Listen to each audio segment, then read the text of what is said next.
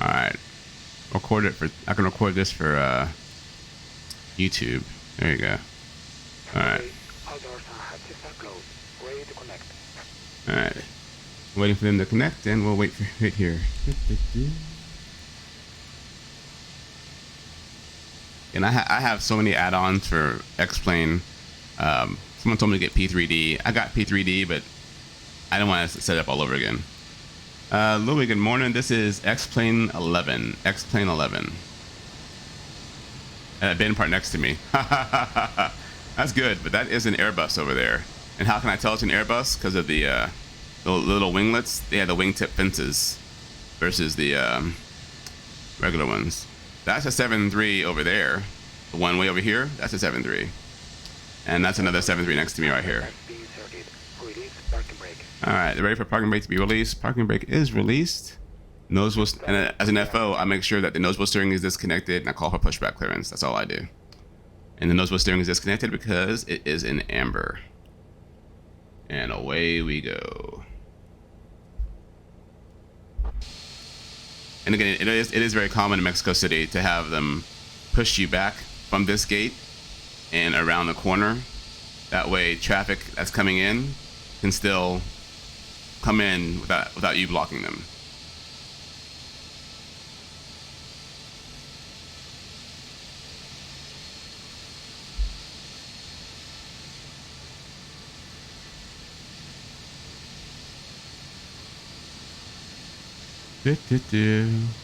Anyone on Twitch, if you have questions about the Airbus, fire away. I have about 1,800 hours in the Airbus. I have type ratings in the Embraer 145, the CRJ 700, the Embraer 175, the MD-80, and the Airbus 320 series.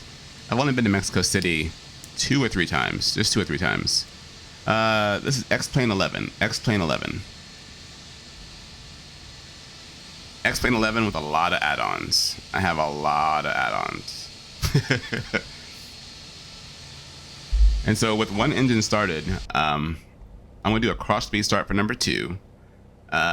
You don't want to do a cross speed start while being pushed back. Why? Because I'll be pushing a lot of thrust forward while they're pushing me back. Captains have done it before. Bad things happen. I have never thought about using VATSIM. One day I'll try it. I don't know. I've never done it. I've never done any online multiplayer gaming ever of any type. I'm kind of boring that way. So once he pushes us back, we'll do the cross speed start. You know what? I can actually do the actual procedure from my manual. I know how to do it by memory, but I can do it from the actual manual here.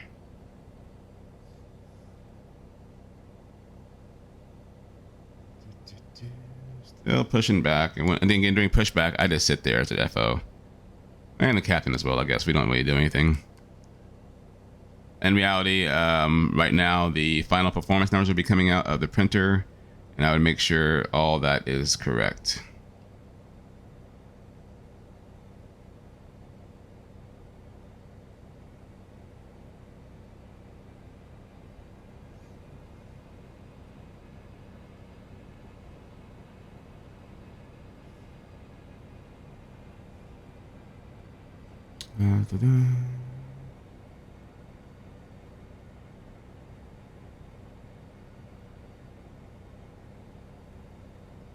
Still pushing back.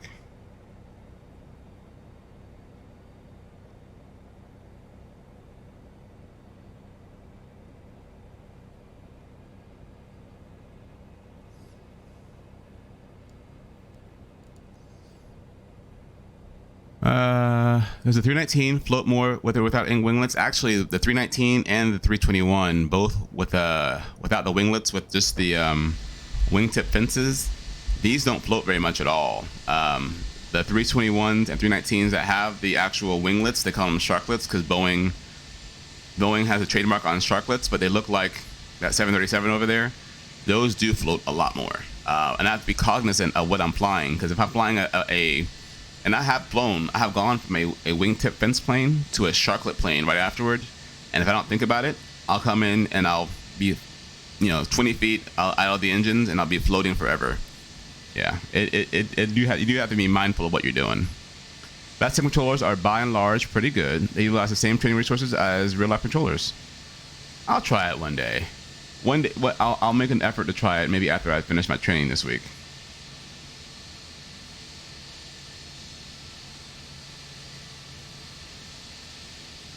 Alright, so he should be stopping here in a second.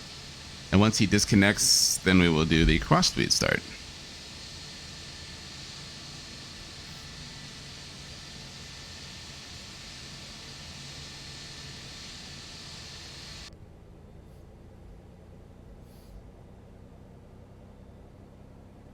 And why he's pulling me forward? I guess he didn't get in the right spot. So I'm going to tell him to stop just for the ease of use here. We'll just pretend that we're going to stop right here and he just made a mistake. Well, maybe he'll, and you know what, in real life we have issues with ground with the rampage people. I don't fly VATSIM. No. That was came up on my Twitch just now. I might try it one day. Taxi instructions can be pretty easy in Mexico City, but again, the taxiways are horrible. They are so potholed, and it's like you're going off road in Mexico City. Alright. Disconnecting. So I'll go ahead and set up the cross speed start. It is yellow hydraulic pump off. It is off. APU bleed off. It is off. Engine operating engine check on. It is indeed check on. Receiving engine check off. It is off. Ramp check, and when cleared to start, cross bleed to open. It is open. Thrust lever advance. For an IAE, do not exceed 75% of the N2. So my N2 gauge is right here. Because you don't want to go above 75% because you're going to put way too much air across into the engine and of course behind you as well. So I'm going to advance the N2. Ooh. And the N2 is not very much. I'm barely moving my thrust lever. Again, I want to have at least, what is it, 30 PSI. And looking down here, I have 41 PSI, so life is good. And then again, Airbus, super easy to start the engine. I just flick this up and I wait. And now I'm watching over here. Again, this is the N2 box. It's going to spin up. It'll introduce fuel above 20% N2. So now, anytime now when the airplane wants to, it'll introduce fuel to the engine. Back on the right page. Still waiting. It's 25%. Waiting. It's going to spin it as high as it can. It's add ignition, and then there's fuel. So now it's adding fuel. EGT is rising. EGT is exhaust gas temperature.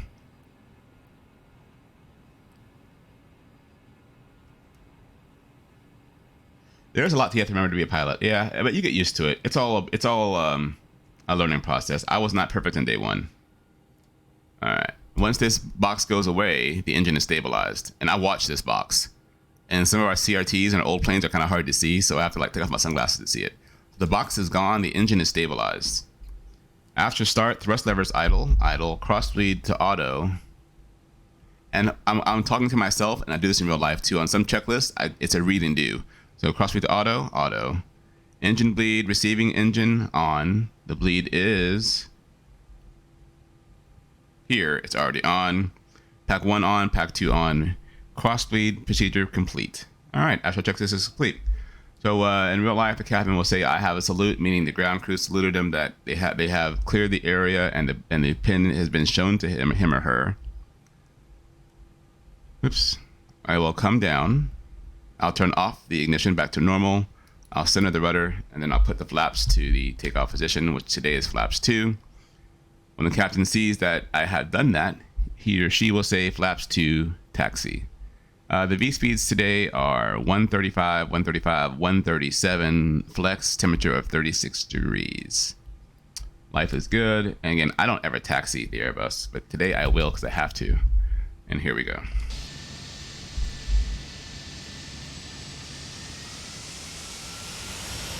No smoking. Is it not on? It's on. No smoking sign's on. Haha. See, if you look, you can't see on TikTok, but if you go over to that Twitch, you can see that no smoking light is lit up down there. And then normally during the oh, off. Oh, you know what? It would be off on this plane, wouldn't it?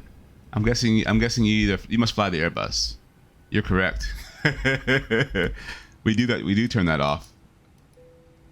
Yeah, but you know what? I don't ever touch that switch. That's a captain switch. I never touch it.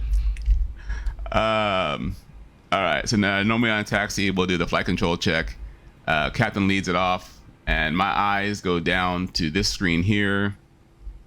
Let's make sure it's clear this out. Yeah. So then it's just full up, full down, neutral, full left, full right, neutral, rudder check, full left, full right, neutral, and then I will do my own flight control check to make sure my side stick works as well. We're taxiing along. We get the final load closed out with the final performance numbers, and I will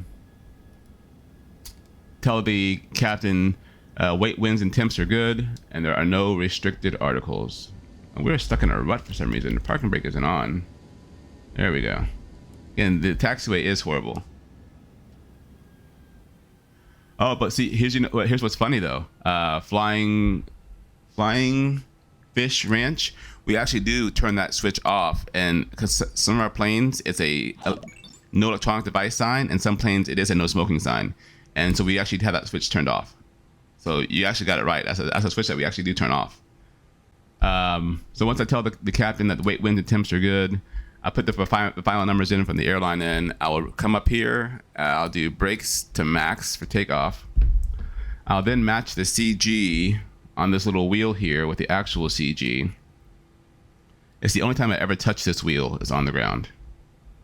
I come over here. I go predictive wind shear to auto, and then I will push the takeoff config button and see what I haven't done right.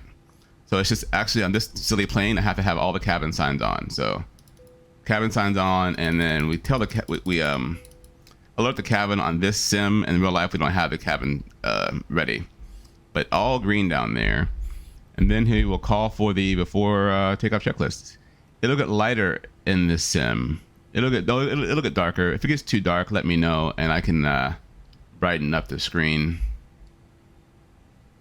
Long line for takeoff today. I might skip the line because I have traffic turned on, and and this is a long line, and the traffic isn't correct. They don't always move correctly, so I might skip the line. Here's what I'm going to do. I'm going to cross the runway and take off from the other side. There's an aircraft on short final. I will wait for them to land, and then I will cross the runway. And I bought this scenery last night. I used some of my TikTok money. It's really good scenery from Mexico City. It's pretty accurate at how it looks. It's a very old airport. They had built a new airport, and there's lots of controversy with the new airport. Lots of controversy with the new airport. But the old airport, the current airport in Mexico City, is really old. You walk through it, and it's just gross. I say gross because my understanding is when they built that airport, they put a bunch of trash under the airport, and they built on top of it. And all this old food has been decaying for years, and you can smell it like a sewer coming up through the airport. And the airport is patched together with lots of new parts and old parts and uneven floors. But again, they have a whole new terminal, a whole new airport trying to get people to use. 747 from Lufthansa. All right. So we'll pretend we're cleared across the runway, and here we go.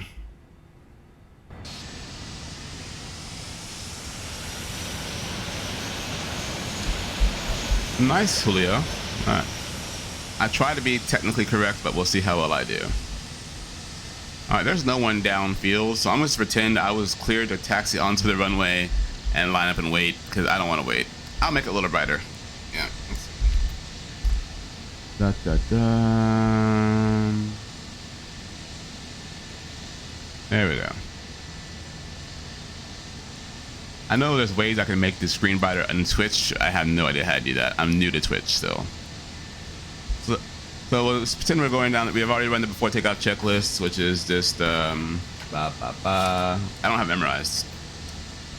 We say flaps 2 plan, flaps 2 indicated, takeoff data and speeds are set, weight, and we're comparing the weight of the we're comparing the weight that's written right here to the weight of the closeout from the airline to make sure that they both match up within 1,000 pounds and it's not over the max weight. Stab trim, I'll say this, the captain will come over here and read me the stab trim from this page, which is not on this Toliss, and then I'll say the stab trim from the flight closeout. Flight controls checked, and ECAM memo, takeoff, no blue. No blue meaning there's nothing else left to do, and the plane is indeed ready to take off. So I'm gonna spin it around.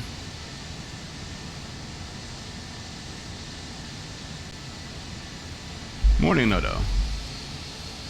Alright. And then below the line, runway and FMS is checked. Runway 5 left. So come down here, and at least at my airline, whoever's taking off has it on the flight plan page. The other person has it on the perf page. Main takeoff fuel is checked. Flight attendants have been notified. Engine mode is indeed in normal, and TCAS will go to TARA. And that is it. We are ready to... there's an aircraft in front of us now. And I'll pretend I'm cleared up to flight level 1. I'm cleared up to 17,000 feet. I do have my terrain radar turned on, and you can see there's quite a bit of terrain in this area. So I'm going to wait for that guy to move, just so I'm not going to be flying through an airplane.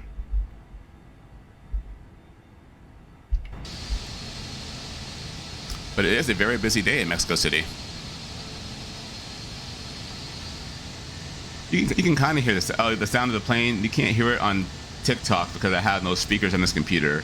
I use headphones because I share this office with my wife. Alright, so I'm waiting for that guy to move. If he doesn't move in the next 30 seconds, I will just take off through him. I'll start a timer.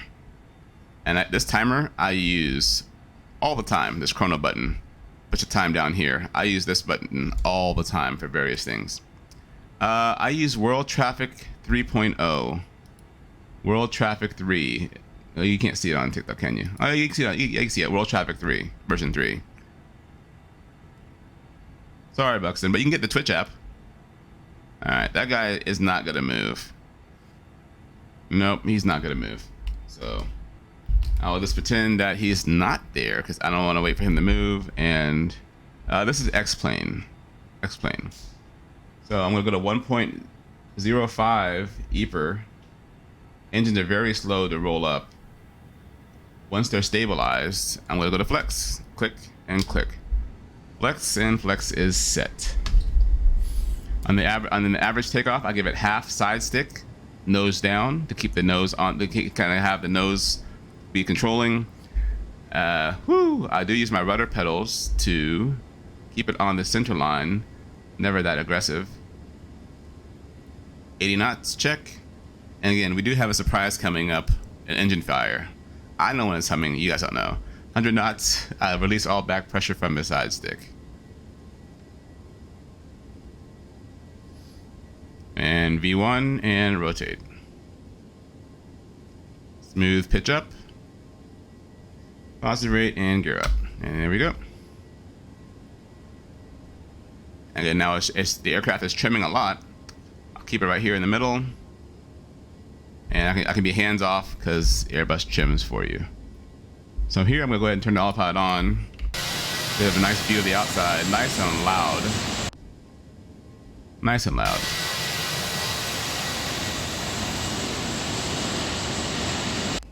The runway in Mexico City is... They are 12,800 feet long. On the one I took off of, the other one is 13.4. The elevation there is very high. It is 7,300 feet elevation. Long runways. All right, so lever climb, go back to climb, climb set. All right, we're above the F speed and go to flaps 1, flaps 1. And now the plane is accelerating and it's following the nav course. Life is good. What could go wrong? I mean, it's been a very smooth flight so far, right? What could go wrong? You can see the terrain radar. They're right over there, and there is quite a bit of terrain right over there. Half a second. The new airport is being built just north of the current airport. This area here, that is where the new airport is being built in Mexico City. Actually, it was built and then abandoned because of all the corruption down there. All right, once I get to the S speed, I can retract the flaps. And then I'll say after takeoff checklist. All right, so S speed, I'm accelerating still. After takeoff, but now we have an engine fire. And again, it's not that exciting. Engine fire in my aircraft. So in theory, I'd be flying the aircraft and the captain would run the ECAM. The plane's on fire. It's not that big of a deal, even in the real plane. It is Xplane, Xplane 11. All right, so on the Airbus, we have what's called an ECAM actions, and this is what the plane is wanting me to do. Again, the engine's on fire, but the plane is still flying. There's plenty of performance. The plane could fly for a long time with one engine.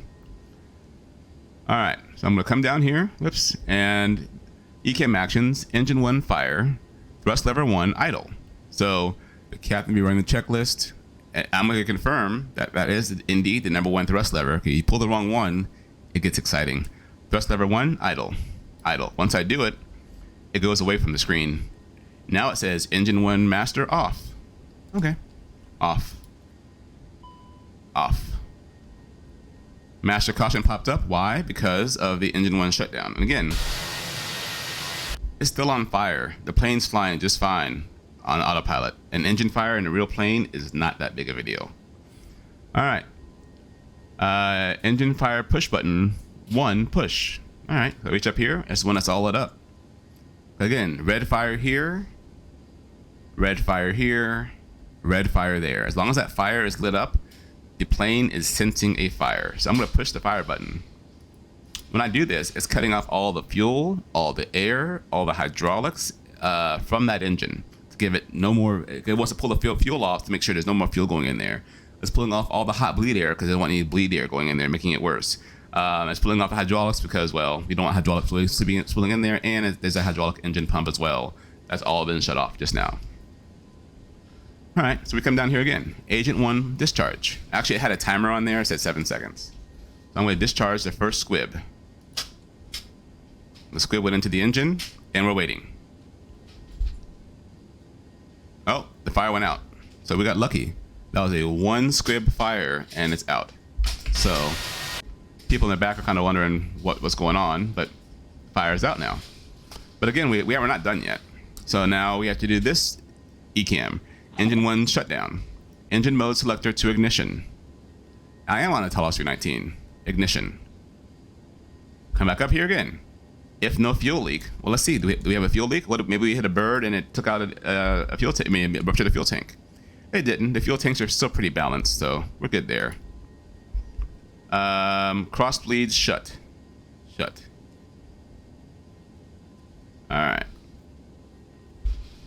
Fuel imbalance monitor. Avoid icing conditions. Again, we're not in icing conditions. It's a beautiful clear day in Mexico City. Auto throttle limited. Thrust levers move. That's because the plane's like, I want to make sure you're still in control here. So it's flashing over here for me to go to MCT. That's a maximum continuous thrust. It's 1 click up, and now we're in MCT. And now the captain will say, okay, Darren, I finished this. Clear engine. Clear engine. And then this is what we do. We brief what's going on. So, Darren, we've lost the number 1 engine and the number 1 hydraulic system. But, so if you're ever on an Airbus, you hear that barking sound, that barking on the ground, that's a PTU, power transfer unit. It's using hydraulic pressure from the yellow system. See those arrows going to the other side? It's powering the green system. It's mechanically using the pressure to power the other system. That's why the pressure is not kind of erratic, because it's kind of going around and pumping the fluid over there. So, Darren, but we've lost the green hydraulic engine pump, but the PTU has picked up the load. Clear hydraulic, clear hydraulic. All right, Darren, we've lost the number 1 generator. We have no APU today. The APU is up. It's MEL'd. But the number 2 generator is picking up the load fine. Again, we have 1 generator powering the entire airplane. It's only at 35% load. There's plenty of capacity to run the whole plane on 1 engine and 1 generator. But we don't want to just fly all the way to Dallas like this, do we? No. And Darren, we've lost the number 1 bleed system, but it's fine. The number 2 bleed system is still operating and providing air to the packs. Clear bleed, clear bleed. All right, Darren, to review, we have 1 pack only if we encounter wing anti-icing. Cat 3 single only. I mean, we can't do it as a full auto land approach with wing anti-ice is an op. Lost Cat 3 dual, lost engine 1 bleed, lost the pack 1, lost generator 1, and lost the green engine pump. Clear status, clear status. Now, up here it does say land ASAP, and it's in amber. It could be red. Red meaning land right now, but it's amber, so we're not have to like get on the ground now. But we do want to return to Mexico City. So I'm going to go ahead and change my destination to Mexico City. You can pick anything on the left-hand side, any fix, and I'm going to put the new destination of Mexico City. And one thing I'm going to show you, so like right here, it says landing field elevation is 610 feet. That's in Dallas. We're going back to Mexico City. We need to make sure the plane's going to pressurize for Mexico City, not for Dallas. So I'm going to put in Mexico City here, and now it'll change it to the correct elevation of 7310. I know, and I'm talking to ATC, and they told me to expect the ILS 5 right Zulu approach into Mexico City radar vectors, and we're going to do it from SUTAS. Insert that. Life is good. So I'm going to break off the approach now. They're going to say left heading 270. Again, the autopilot's flying the plane just fine, but I'm going to stop climbing because I don't need to climb that high. So I'm going to go back down to 11,000 feet. That's the altitude I need at SUTAS. So 11,000 feet is set. Open descent is going to idle the engine and begin descending and turning towards heading 270. All right, and I'm going to put in heading mode, and here we go. Returning back toward the airport. So yeah, if I lose engine 1, I lose the green hydraulic system. I lose the engine I lose the green hydraulic pump. The pump is gone. The engine pump is gone. But the system is still operating through what's called a power transfer unit. It uses hydraulic pressure, not the fluid. It uses hydraulic pressure from the yellow system to power the green system. All right, life is good. And I'm going to go ahead and go direct to SUTAS real quick. I know it's kind of far away and I have time to get there. So direct SUTAS. SUTAS is 40 miles away. I have plenty of time to get this approach briefed. All right, we're going direct SUTAS. Nav mode took over. I have 7 minutes to brief this approach, which is plenty of time. Plenty of time. The use of the bird. You know, the bird is used primarily for... So, I mean, here's how you turn it on. The bird is this FPA thingy here. It's primarily used for a localizer approach here that has no glide slope. Maybe in the future I can try one of those. Oh, I don't know why. A lot of people think an engine fire is an emergency event. It's not. An engine fire is so benign, it's not that big of a deal. If you call it, it'd be a pan. It wouldn't be a mayday. Even though I'm on one generator right now, it could be a mayday because I only have one generator. If I had an APU and an engine, it'd be a pan, meaning stuff is serious, but it's not like, oh my God, we're dying. It's daytime. There is terrain. A mayday call could be appropriate. Today I was do a pan call. All right. So coming back into Mexico City, we're going to do the ILS 5 right Zulu approach from SUTAS. The people on Twitch can see this on my little approach screen. If you know how to read approach charts, this is a very tricky approach, even in a dual engine plane. My airline is so tricky getting to Mexico City. My airline teaches this approach in the sim. It's extremely tricky approach. It's easy to get screwed up and have a big issue really, really quick. I'll show you why. Let me circle some stuff real quick. And the plane is handling this just fine on one engine. So on the red circle, I have to cross that at 11,000 feet. Now, just 5 miles away, I have to be at 9,700 feet. And I'm going to be turning while I do that. Once I turn, I have 3.8 miles to lose another 800 feet. So it's 11,000 feet. And then while you're turning, dropping to 9,700 feet. And then quickly down 8,900 feet to the glide slope. If you come around that corner really fast at 200 knots, you're going around. You will not be able to get down. I've done this approach before. It is tricky. You have to be at flaps 3 and maybe even gear down to be able to quickly get down and onto the glide slope. All right.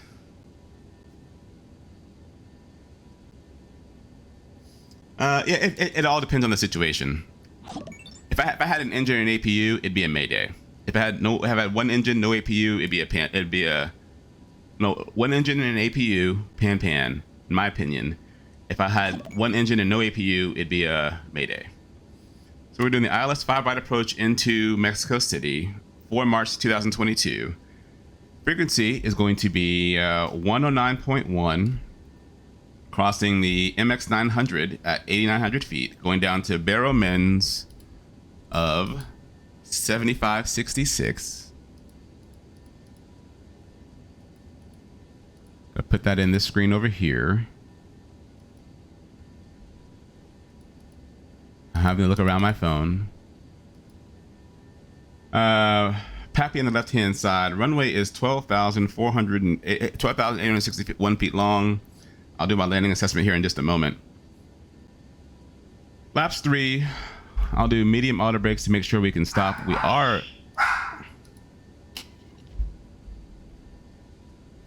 are overweight. Our max landing weight in the Airbus 321 is about 319 is about 137,000 pounds. You okay? Am I here?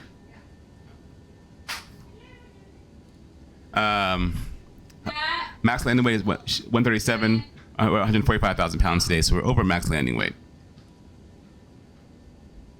Yeah, my wife's dog's on the plane. Once we land, we'll stop on the runway and have ARF examine the left engine to make sure everything's okay. In the event of a missed approach, we do have a special engine out procedure for runway 23. So if I go missed, it's a bad day. If I go missed, it's a climbing turn to MX-06, left to MX-A5, out to Lucia to hold, and we're going to have a bad day. But we're not going to go around. According to the landing distance calculator, again, I have plenty of time for a 319 with no thrust reverse, medium auto brakes. We're heavy.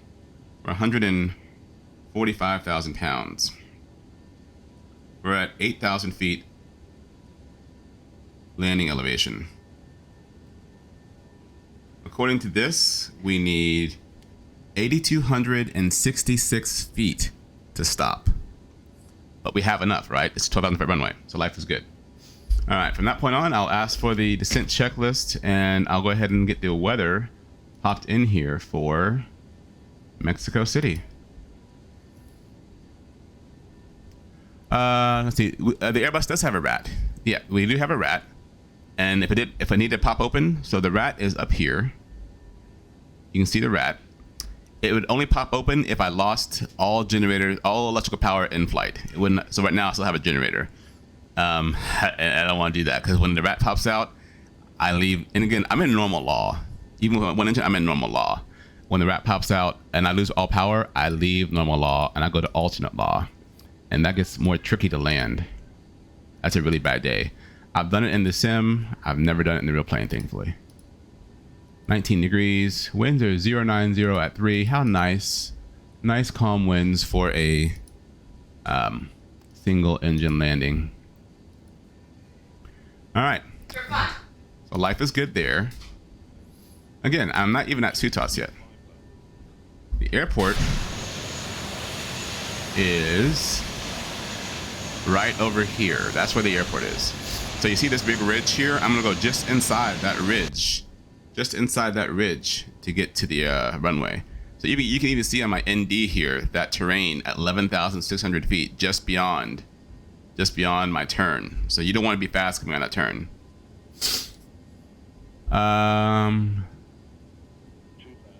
Normally the APU is you start the engine, yes. And we do have an ident button. There is an ident button. The ident button is, I'll show you. On this plane, it is right here. My aircraft have different kind of TCAS, but right here it's right here for ident. I don't use VATSIM, no. Why flap 3? Good question. Less drag. I'm coming in very hot, very heavy. And then if we go around, I don't want to be a full flaps on a single engine. It's not required. I can do a single engine landing with flaps full. I choose to do flaps 3. The landing performance app is my company app. It's my company app.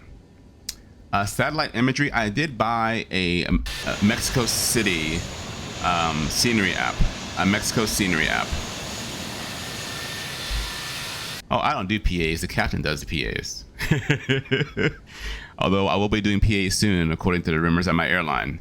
So looking down again, life is good. So I'll pretend they cleared me, cleared for the approach. So I have to cross Sutas at 11,000 feet and no faster than 190. 9,700 feet here and 8,900 feet there. I'm gonna start slowing to 190 now. Put it in manage speed and slow to 190.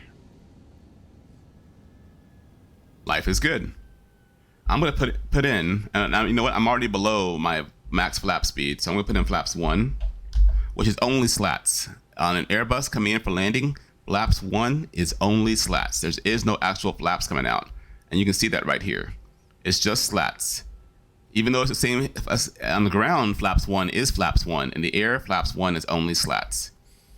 I'm gonna put in 8,900 feet, and I'm gonna manage it down. But I have to activate the approach first. All right. Now I'm gonna manage it down, meaning I told the plane, I want you to descend at the optimal, nice smooth level to 8,900 feet. But I'm still gonna be high. So you can see the glide slope is below me. It's a kind of a false glide slope anyway. I'm on the side. What's the T upgrading soon? Oh, no. I'm just playing around. Just playing around. Xplane 11 have cabin announcements? I don't think they do. And the tallest 319 is very realistic. Very realistic. So max speed is 190. I'm going to slow to 180 because I know this is a tight turn. Tight turn. I am working from home today. No autopilot still on. I'll leave the autopilot on until I get to short final. Because it's easier for me to talk when autopilot's on. Talk to me? Okay, I can't hear you. I'm doing 2 streams at once. Yeah. It's exciting. It's a busy day today. Alright, around the corner, flaps 2. So you can see the glide slope is well under me right now. It's well under me. And I'm descending from 11,000 feet to 9,700 feet. This gets pilots every single day, I bet, coming to Mexico City. If you're not careful, it can bite you really hard, even in a 2-engine plane. So I'm descending down. I'm going to start slowing again. I'm going to go ahead and go to slow to my final. So I'll put it in managed speed. It's going to start slowing to my final approach speed. I'm descending on down the best I can. The regional flight jets to Mexico City, we did not. We flew to Puebla. We flew to Puebla, Aguascalientes, Morelia, Chihuahua, Zacatecas, Querétaro, Monterrey, but not in Mexico City. All right, I'm gonna go ahead and go to flaps 3. And if you look, I'm almost on glide slope, and I'm barely getting down while slowing down. It's easy to screw this approach up. It is a whole lot of gas. I had an engine fire. All right, so I'm gonna go ahead and arm approach mode. Both autopilots coming around. Lots of terrain down there. Lots of people down there. All right. So I grabbed the localizer. Localizers, but it still hasn't gotten to the glide slope yet. But again, turning and descending is easy to get around. Oh, you can go around with one engine. It is tricky, but you can. Yeah. And I have to do that on my sim this week. I do have to do a single engine go around. Yeah. All right. We can't dump the gas. You cannot dump gas in an Airbus. Not possible. No Boeings, no 737s or Airbus 320 series can dump gas. All right. Here comes my glide slope. Life is good. And glide slope captured. Once I nose down, I'll put the gear down. But you can see it was pretty quick to descend and turn. With APU and single engine, could I go to Dallas? I would not go to Dallas. But today I'm pretending I have no APU because I did a external air start and a cross lead, so I have no APU. Yeah, the little ones can't dump. Yeah, because you don't need to dump. It's not a big deal landing overweight. Having an overweight landing isn't a big deal. And right now, again, we are 7,000 pounds over max landing weight. So again, the plane is reminding us again that we are in a not normal situation and everything that's broken. All right, life is good. Coming in for landing. hopefully there'll be no one on the runway. In the sim, it is mostly emergency situations. Yeah, you rarely ever have a smooth landing in the sim. I don't really practice airline stuff. I will go through some abnormals to run the ECAMs. This is a 319. 319.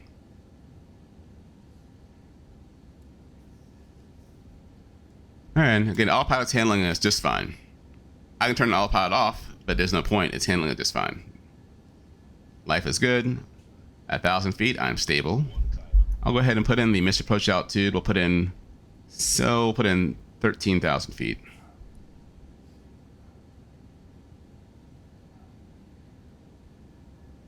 What is having the APU on during takeoff do? Brendan, it does. So normally the engines power the packs, the air conditioner. And when it does that, it takes power from the engines to power the air conditioners. With the APU on, the APU is powering the air conditioners. So now the engines can have full power to the engines and not for AC usage. All right, I'll go ahead and turn off autopilot. Have all the fire trucks lining the runway and lots of other aircraft watching me come in. The triple chime is letting me know that the airplane has reduced its capability. It went from a Cat 3 single to a Cat 1. Again, it's very uneventful having a single engine. And landing. Being a little low, so I'll pitch up just a little bit. Oh, there are 2 planes on the runway, but I'm gonna go ahead and land. I'll pretend they're not there. All right.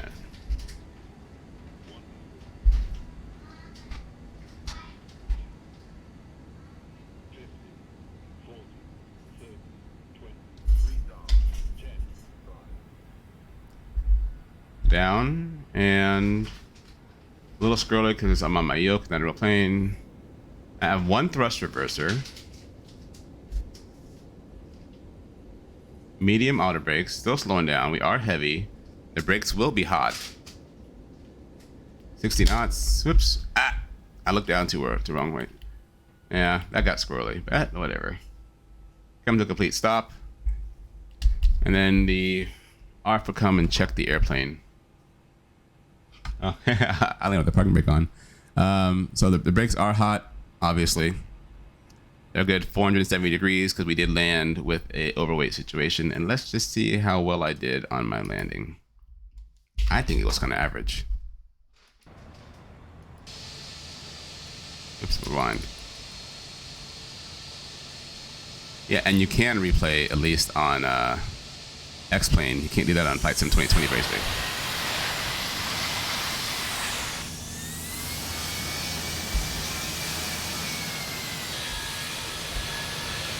Oh, not too bad overall.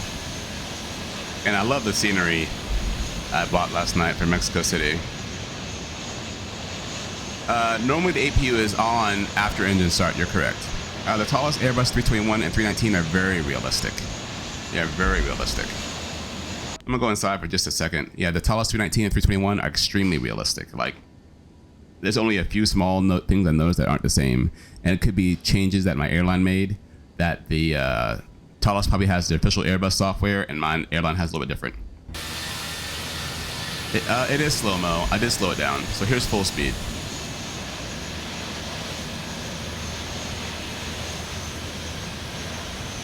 So again, right on centerline. A little squirrely because I am on a Airbus yoke, but not bad overall. And then I can rewind it again.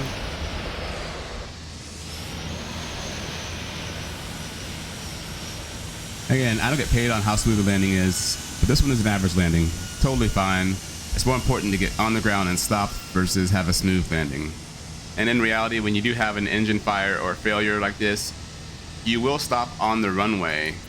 You'll stop on the runway to have the fire department both inspect your brakes and to inspect the engine to make sure there's no residual fire. Because again, the airplane told me the fire was out because this fire light went out, but you want to make sure the fire is indeed out. And that is how uneventful an engine fire is. It's been an hour already. That's crazy. That went by so quickly. uh, in the sim, do they use the airport? No, they almost never use the airport I'm based at. It's extremely common in the sim to use Memphis and JFK for sim work. I use Memphis so much at all, both on all every sim event I've gone, I've used Memphis or JFK.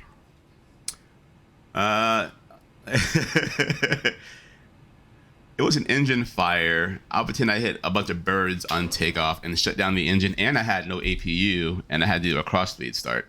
I prefer IAEs, and these are IAE engines here. I can clear my errors, and I can and the gauges do look different, of course, between all the engines. So that's an IAE engine gauges. They have EPRs, exhaust pressure ratio. Then there's also CFMs. They have just N1 gauges, and they do sound different, and they look different. So the CAE engines are kind of short and squatty. The IAEs are much longer and have a smaller inlet. So, again, IAEs versus CFMs. And then, since I'm done, I can show you what I have a lot of airplanes. All the airplanes I have, most of them I've flown. So I'll go ahead and I will show you what the Neos look like as well. I think they use Memphis and JFK because they have high resolution graphics. Because especially in 10 years ago, the sims weren't as advanced as they are today. Current sims have like Google Maps level of accuracy looking outside. 10, 15 years ago, only a few airports had high resolution, like actual taxiway signs, taxi markings, and everything else. Most airports, they did have kind of very generic as far as how the ground looks. The terminal in Memphis and JFK is the actual terminal in the sim. When I go to Dallas and some of our sims, it's just a generic terminal, totally generic terminal. So we have to taxi around to get our type ratings and everything else. And so having an actual airport diagram that matches the actual airport, it makes it a lot easier. So here is my 321. And if I get closer to the engine. So that's a Neo engine there. Let me move my over here. Other side. Coming around the building. Oh, it's in the way. So that is a Neo engine. There. And then I can change it to a bunch. So that's Neo. This is what Spirit has. Spirit has Pratt and Whitney engines on their Neos. Pratt and Whitney. And then CFMs. And then IAEs. So our 321s have all three types of engines on them.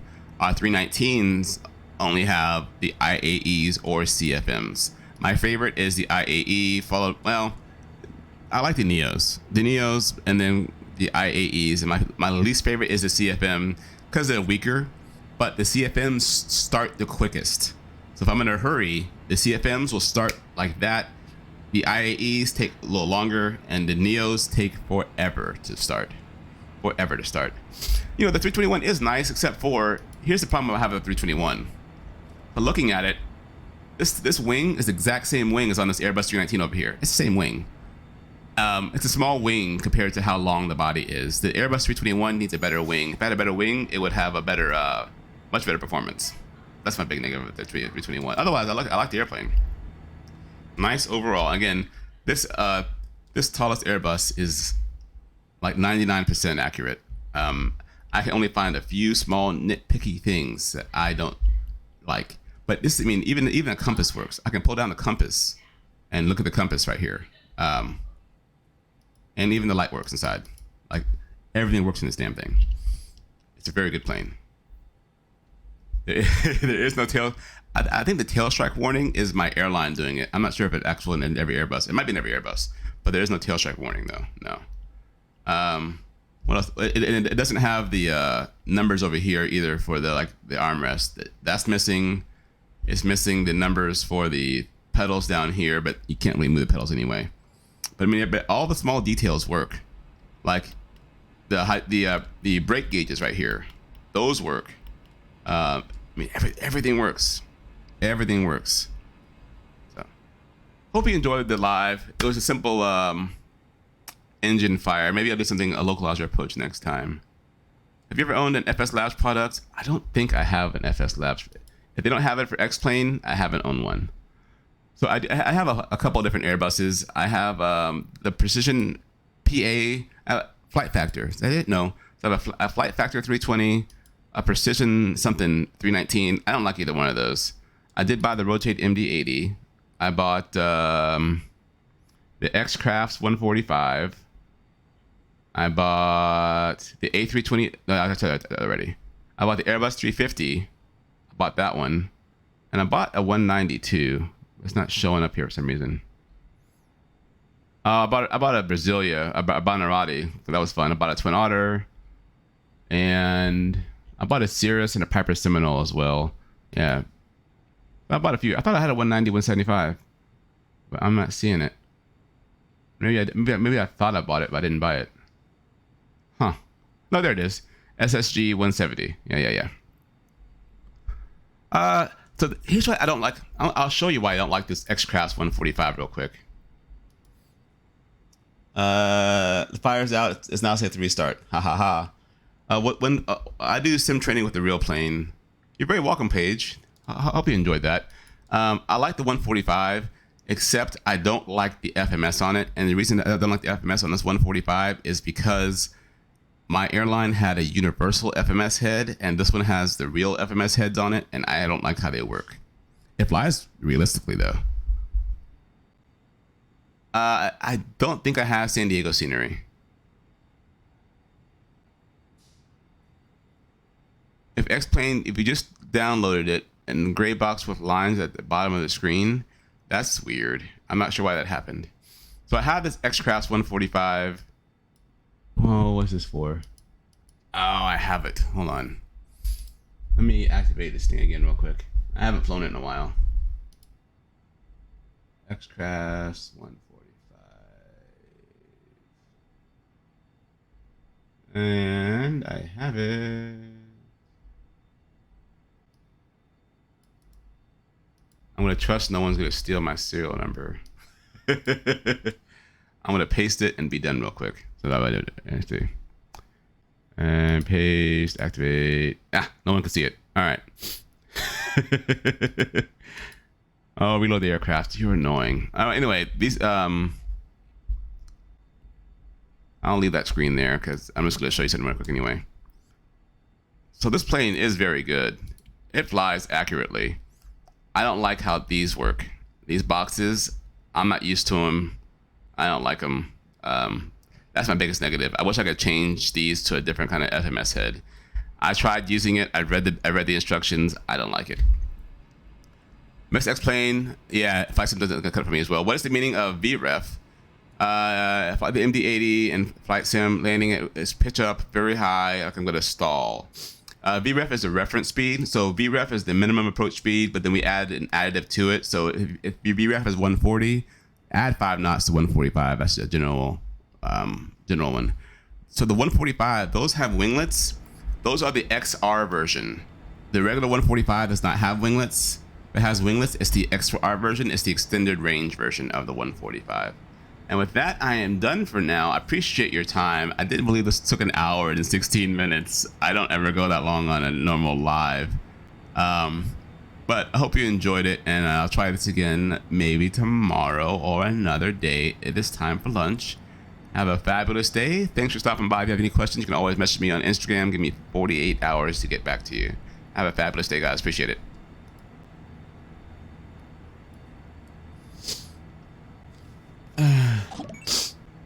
Hey, 18 right 3000 approach. Hold on. Oops. I gotta turn my camera around. Alright. Oof, I'm on my Pixel phone. Oof. My head's hot. Do you work for DFW approach 18 right? That's awesome. Netty. Yeah. I like it. You guys do a very, if you are a controller for 18 right, you guys do a fabulous job. And I think you guys handle us differently. At least you handle Eagle differently than other airlines. Because when I came in when I was at Eagle, The approach controllers, they'd always give us a little bit of a challenge at Eagle, and we'd always get it done. I do notice that now that I'm over on the other side, at AA, they don't always give us the same kind of challenge to get down and slow down. I think some of our pilots can't get down and slow down as well as the Eagle pilots can. But TikTok, also, thank you for stopping by. I appreciate your time. Have a fabulous day, and I will do this again maybe this afternoon or another day. Time for a break. Woo!